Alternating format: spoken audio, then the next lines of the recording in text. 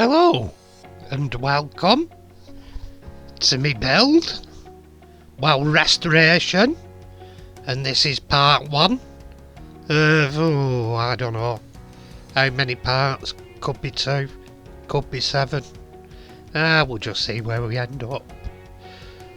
And first off, I tried steaming it before I stripped it down. This was a right royal pain in the arse getting the cylinder back on, but I managed it. But alas, it wasn't steam up, because the problem was where the whistle mounted on the boiler. That's the old one that's on there, the knackered one. The previous owner had epoxied it on, and when I took it off and cleaned it, I discovered why, which you'll see later. So anyway, I decided to stand in with my SR1, which is basically a similar model, but it's the steamroller version. It's pretty much everything from the front back is pretty much the same there. We've filled it with water and it's drained out to the plug at the back, and we put on the safety valve. Here I'm filling the burner with meths. I've wiped the excess up so we don't have a pyrotechnic show. And here I'm putting the burner into the rear of the state engine. Check the whistle out. And here we go. In a minute we'll go for a start up.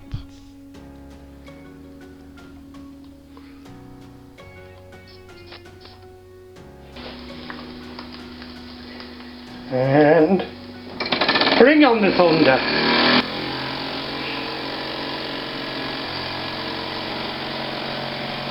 And there we go, sweet running.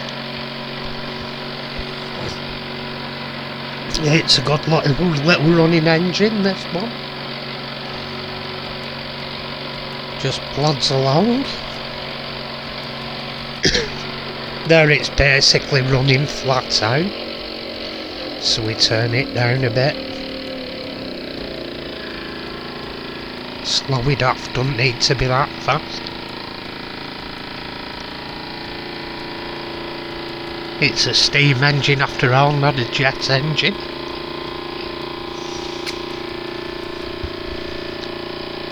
Anyway, here we are. It's still pretty quick, but we can see a bit more, the motion's moving.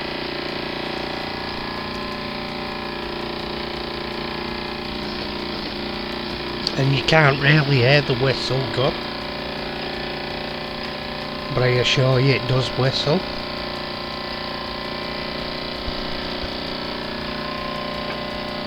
I don't know why it is, it must just be that pitch that you can't hear it over the engine.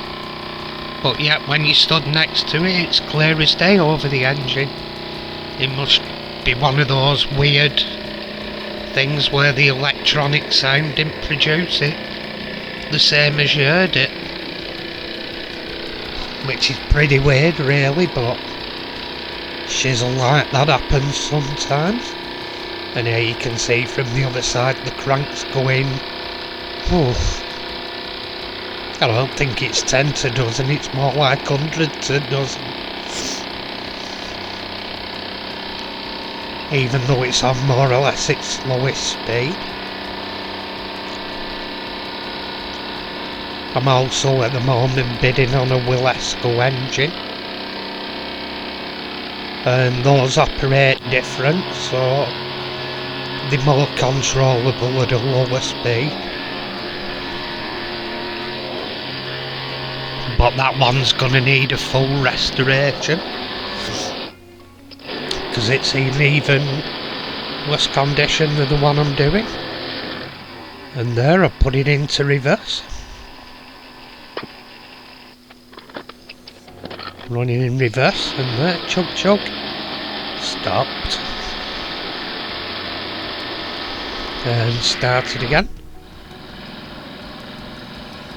And here we're just letting it run down. The fuel's starting to run out. I emptied the boiler, there were plenty of water in it after, so the fuel ran out and I had plenty of water. I could in effect have filled it again and gone for another run. Filled the mets again, lit it, and gone for another run, but the thing is, you're better off have a boiler of water, fill your boiler and fill the mess at the same time. Then you know you've got a safety margin, because if they run out of water you can melt the flux in the boiler. Anyway, here we are, and we're stripping it, and there we are. The whistle unfortunately was epoxied in, which you'll see more of later here. We're taking the front steering out. It's threaded at each end, so you have to unscrew it. Unscrew it at the bottom first, then unscrew at the top. The chimney, as you can see, has come off already. Here, I'm prising off the top part. Fasteners that hold on the wheels. They have similar on the front.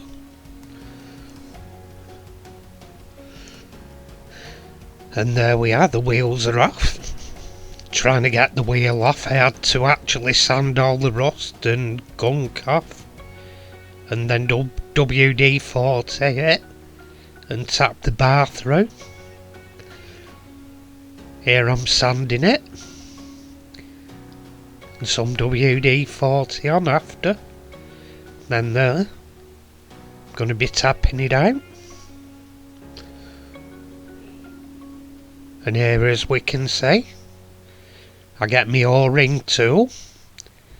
Any bar a bit narrower than the actual bar you're drifting out will do. I just have to drift it out of the wheel.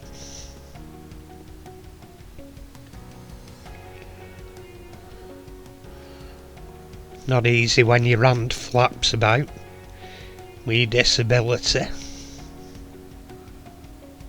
It'd be so much easier if I weren't a spaz.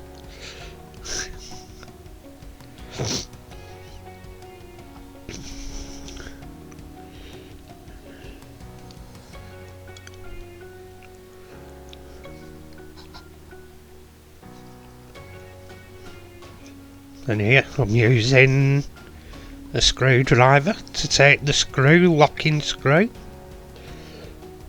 Just loosen it so I can take the flywheel off the crank.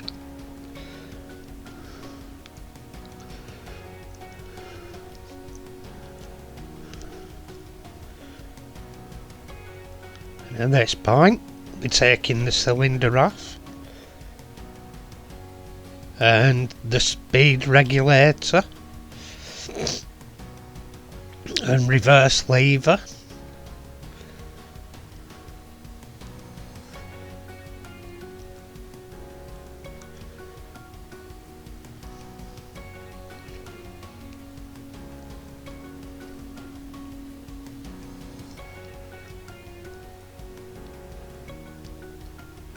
And that's them off. The piston, cylinder and regulator lever. There goes the crank out.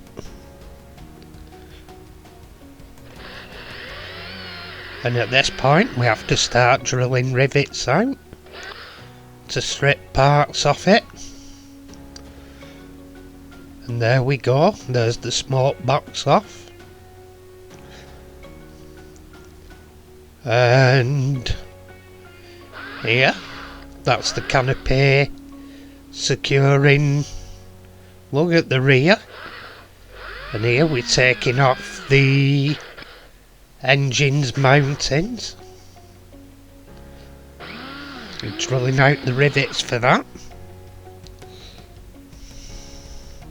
And at this point it's worth mentioning that if you buy a set of the rivets you're going to be using, that's available on eBay for rebuilding your Mamod, you can measure what drill you need to drill them out, so you're not drilling them too large. And here, as I mentioned, that mounting ring for the whistle has come loose, and somebody epoxied it so it wouldn't have steamed up. And here I'm drilling out the rivets out of the firebox so I can split the firebox open, ready for painting. And I've got a new brass cowl coming. That bit, it's all, they were originally chromed but they get rusty and dirty. The brass sheet one will put paint to that. Anyway, we've got it in the parts we need now. This time we've just had a clean up. I've washed them in the sink, got them in hot water, washed all crap off. And at this point we try paint stripper on it, which, to be honest, nitro mowers, it moved a little bit of it, but nitro mowers I wouldn't bother with. If you're doing any restos like this, don't bother. It moved a little bit of it, but it's more suitable to house paints than automotive finishes. It's let me down so many times on my restoration projects, it's worse than useless, to be honest. I might as well spit on it and see if it'll come off. So I'm going to my second option. Boiling water and caustic soda crystals in this caustic bath of doom. Even this, it didn't react as much as the normal paints or strips. But as you'll see, it does an halfway decent job. Tilted over so it gets a bit of the other side. I'll probably be re-soldering this, so I don't know why I worried too much. But I didn't have a torch to separate it. Of all things, off licenses no longer sell butane, so I couldn't get butane to fill my torch. And God knows where me burner's gone I have for me plumbing lamp. I have that somewhere and I don't know how much gas is left in that. Anyway, I tried the firebox and it pretty much, it brought a little bit off and cleaned it a bit more. But yeah, wasn't brilliant. I'd better.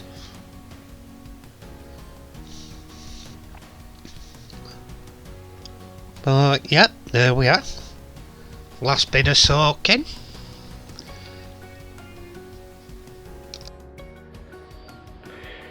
Right, now then, positive parts, ending on part 1. This.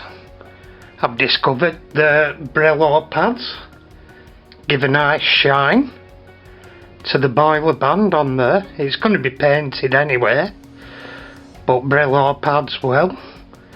Then once it's painted in heat resistant paint maybe, or possibly car gloss, it'll be onto wet and dry, face down, and sanded like that on a flat surface to get the Mamod lettering out again, as they would have done at factory, I presume. It was probably done on a actual wheel or a linisher, whatever. And the boiler was superb with the caustic treatment.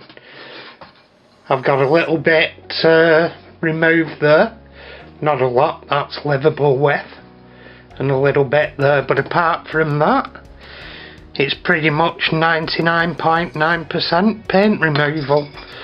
On the boiler, it actually took all of it off, and took all the tarnishing off. So if I wanted to, I could probably go to a polish with that now. It'd probably benefit if you were polishing it to go through a few stages of wet and dry. I'd do down to 1200s, then lower. Well, higher number, so it's a lower, smaller grit. Till you get down, then probably some for car body compound for paint, then finish off with a good brass polish. But yeah, like Brasso or Solver Watersol. But yeah, it's done a good job of removing old paint. Was one with a firebox, which I were expecting. There's quite a bit of paint left on there, but to be fair, I thought that would have been baked on. Because when I do redo this, it's going to be barbecue paint and then baked in the oven. So it's baked on for starters. I've ordered a brass sheet cowl for it, for when I re-put it back together. But I think that'll benefit from a saffy graining, get rid of the rust before I do anything. But yeah, that's good. And as I've said, I've discovered boiler repairs I could do with tidying up that solder there. It's a bit of a mess. Remove that solder and make another go with it. I've got a full set of replacement pipes, but in all honesty, it'll probably only need the bottom one once old solder's cleaned off, and I clean up the tubes, give them a polish. Well yeah, that's all good. Anyway, thank you for joining me. That's part 1 done with. And I don't know what I'll be doing in part 2. It's just jobs as and when I can do them. Anyway, thanks for watching. If you will, hit the subscribe button. Boop, boop, boop, boop, boop. Even better, ding that bell. Boop, boop, boop, boop, boop. Bye for now. Catch you later.